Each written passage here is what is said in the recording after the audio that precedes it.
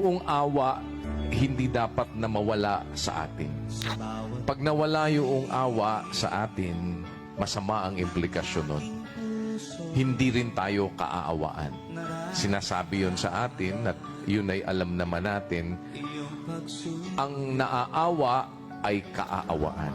Kaya magmamaawain tayo dahil gusto din natin mag-merit din tayo ng mercy. Walang awa sa hindi nagpakita ng awa. Dapat wag natin iaalis yung malalim na kahulugan ng charity. Yung charity ay an act of mercy. Kaawang gawa. Kaya mo gagawin, it's out of mercy. Kaya hindi dapat na sa ating buhay ay mawala yung charity.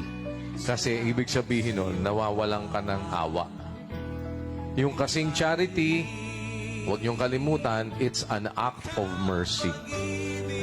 Na hindi man hinihingi sa'yo, voluntaryong ibinibigay mo. Bakit mo ibinibigay? Out of mercy. Kasi kaya nga kaawang gawa.